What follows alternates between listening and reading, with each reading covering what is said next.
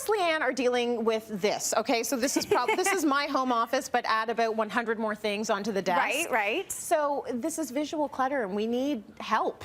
I think a lot of people struggle with visual clutter because really what that means is maybe you've purged, you've gotten rid of all the stuff you don't want, but what do you do with the stuff that you have left that you know you need?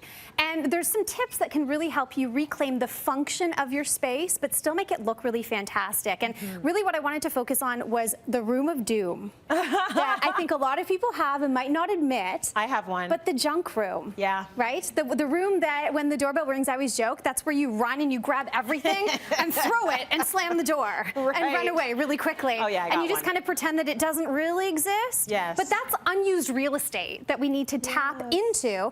And I find once a lot of people purge and get that room taken care of, they're left then with going, we have this space, what do we do with it now? Right. And it often becomes the default office. Now, because it was once the junk room, we need to eliminate that option from ever happening again. So I have a before and an after. Yep. And this is the before is this is the absolute nemesis situation for the person who's prone to clutter. So you look at a desk like this, which is an amazing desk, but this would be the perfect desk option for the super type A organized person. Yes. Because you need to know what is everywhere, opposed to the clutter person that goes, oh, there's an empty spot there, I'm just gonna throw some extra things in there. Yes. I've got mail, and there's too many nooks and crannies. Yeah. You cannot focus on furniture that enables your cluttering.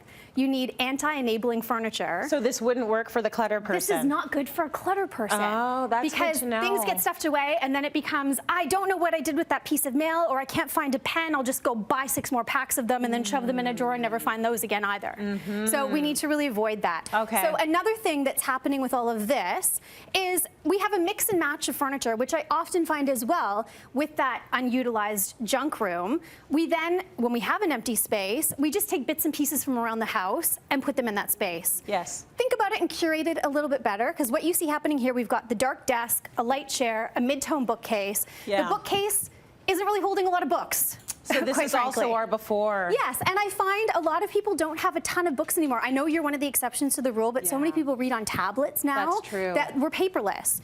So when really there aren't that many books in the bookcase, think about how we can function this a little bit better. Yeah. And this is actually one of my biggest pet peeves. I love a good organizational solution. Yes. But when we buy, we just talked about 33 and 33, getting rid of stuff. When we buy bins to hold more stuff, we're just buying more stuff. So instead of organizing the clutter, clear the clutter. Right. Get rid of it so you don't need extra stuff to hold extra stuff. You're never going to know what's in there either. It's a closed bin. You're going to throw everything in there. Absolutely. There might be an apple in there from last year. Snack for later.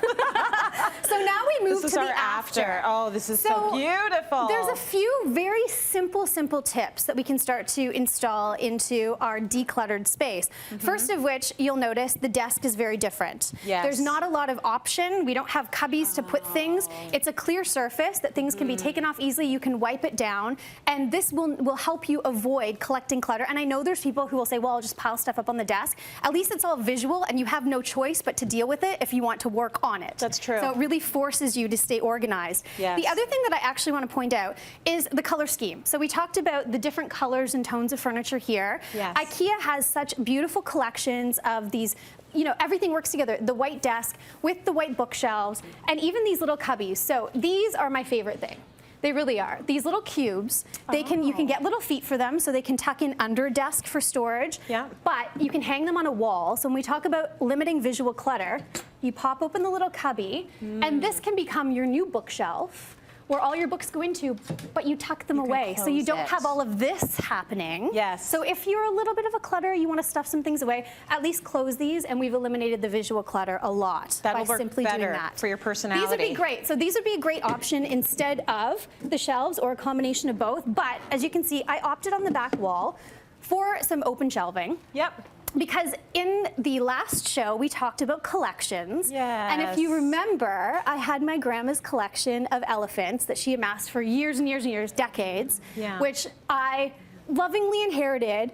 But there was a lot of junk in there too. Right. There so you was got rid of what you didn't love from the elephant collection. I picked my favorites, and I think the key with collections is instead of dotting elephants or teacups or comic books, whatever you might collect, all around the house, bring them together, and this becomes the sum of all parts. So if you notice, I've done a really simple color block in behind. So now this is my single installation where I have included some books, so the books double duty for display. Yep. And all of the elephants are confined here, and this is the only space where elephants go on display. So this will, if you do collect things, if these shelves get overfilled, you got to start getting rid of stuff. It doesn't go anywhere else in the house. They don't get to wander into the kitchen. Exactly. They don't get to wander into the bathroom. Nope. This is where you live, elephant. This is the wall, wherever your collections go. Yes. And then hanging space. Hanging. So one of my best tips for small spaces or unutilized spaces, move things away from the perimeter. Yeah. You can see when things dot around the perimeter, it actually can close in the space. When you float the desk out,